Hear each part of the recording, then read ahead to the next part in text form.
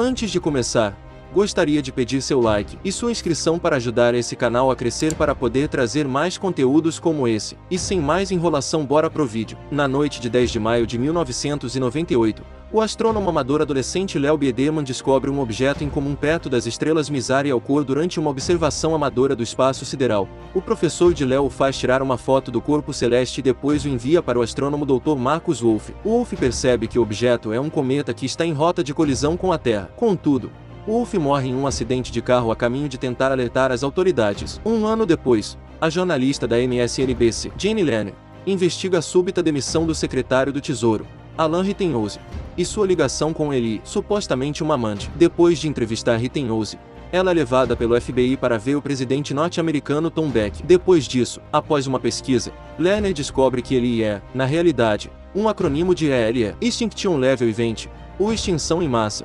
tratando-se de um estudo secreto do governo sobre um objeto celeste que está vindo em direção à Terra. Devido à investigação de Lerner, o presidente Beck faz um anúncio antes do planejado. O cometa, chamado Wolf Biederman, está a caminho da Terra e tem 11 quilômetros de extensão, grande o suficiente para causar uma extinção em massa e possivelmente acabar com a humanidade. Ele também revela que os Estados Unidos e a Rússia construíram uma espaçonave Orion chamada de Messias, que já se encontra em órbita e que transportará uma equipe para o cometa na esperança de alterar sua rota com armas nucleares. Liderada pelo comandante da missão Oren Monash, incluindo o veterano astronauta Capitão Spurgeon Fish Tanner. Depois de pousar no cometa, a tripulação do Messias planta bombas nucleares sob a superfície, mas são pegos por uma série de explosões que ocorrem no corpo celeste quando a luz do Sol aquece. Monash é permanentemente cego pela luz solar não filtrada do capacete e sofre queimaduras faciais graves, enquanto o Dr. Gus Partenza é lançado ao espaço por um fluxo de gás. Quando as bombas armadas pelos cosmonautas detonam, a nave é danificada pela explosão durante a sua fuga e a equipe perde o contato com a Terra. O presidente Beck anuncia que as bombas falharam e que apenas dividiram o cometa em dois pedaços menores,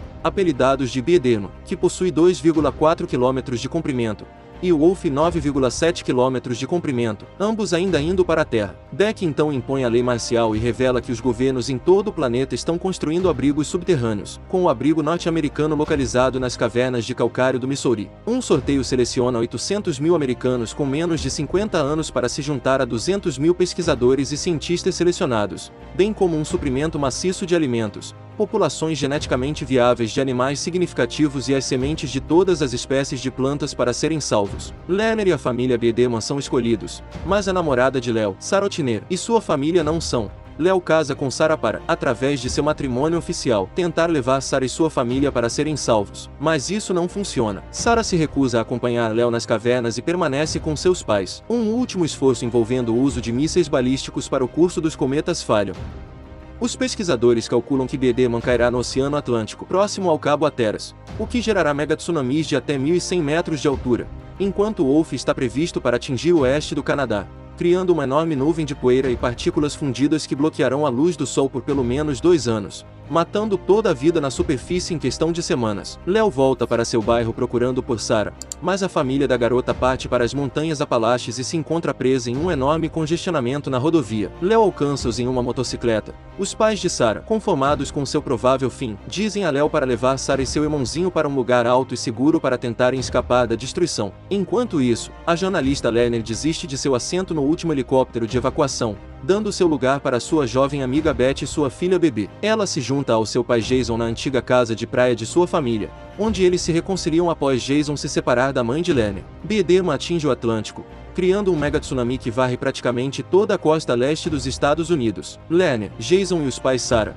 que permaneceram na rodovia, estão entre os milhares que são mortos pela gigantesca onda. Leo, Sarah e seu irmãozinho conseguem escapar alcançando as colinas mais altas das montanhas Apalaches com segurança. Incapaz de tentar com segurança um segundo pouso no meio do segundo cometa, a tripulação do Messias decide obliterar o Wolf ao tentarem uma missão suicida. Depois que eles se despedem de seus entes queridos por videoconferência, eles voam diretamente para uma grande fenda profunda criada por uma descarga de gás e usam suas ogivas nucleares remanescentes para explodir o segundo cometa em pedaços menores que queimam queimam inofensivamente na atmosfera da Terra. Depois que as águas baixam, o presidente Beck fala para uma grande multidão no destruído, mas agora sendo reconstruído, Capitólio, encorajando-os a lembrar e honrar os heróis da espaçonave Messias por seu sacrifício. Impacto Profundo estreou nas bilheterias da América do Norte, com 41,000,000 dólares em vendas de ingressos. O filme arrecadou 140 milhões de dólares na América do Norte e 209 milhões de dólares adicionais em todo o mundo, com um total bruto de 349 milhões de dólares. Apesar de seu concorrente Armageddon, que custou quase o dobro para ser produzido, com uma temática semelhante, no verão de 1998, Deep Impact ainda era um sucesso de bilheteria e foi a maior abertura entre os dois. Internamente,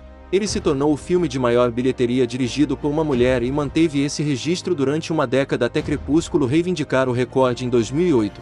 O filme teve uma recepção crítica mista, baseado em 51 comentários recolhidos pelo site Rotten Tomatoes. 47% dos críticos gostaram do filme, com uma classificação média de 5 de julho de 2010. O Metacritic deu uma pontuação de 40 com base em 20 avaliações. Janet Maslin do The New York Times disse que o filme tem um tom mais pensativo do que esse gênero geralmente pede. No entanto, Rita Kempley e Michael O'Sullivan, do The Washington Post, criticaram o que eles viam como performance sem emoções e falta de tensão para o cenário. No Brasil, o filme não foi bem recebido pela crítica. Pablo Vilaça do Cinema em Cena criticou o roteiro do filme e o pouco tempo de efeitos especiais, escrevendo: "O roteiro não é só estúpido. Ele comete um pecado ainda maior ao julgar que os espectadores também o são. Ele quer que acreditemos, entre outras coisas, que um garoto de 14 anos é capaz de descobrir um gigantesco cometa que está vindo em direção à Terra, enquanto observatórios extremamente sofisticados espalhados pelo mundo não o fizeram.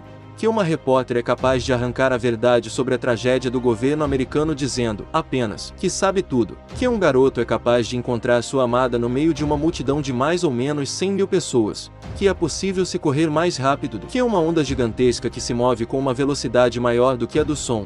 E por aí afora. Carlos Gervasi também criticou o roteiro e os efeitos especiais por aparecerem perto do final do filme, escrevendo: "O argumento do filme pesa 1 milhão de toneladas, prestes a cair na cabeça dos espectadores, e a diretora tenta fazer um filme sensível, com personagens cheios de dramas existenciais, pequenas tragédias domésticas e imagens delicadas,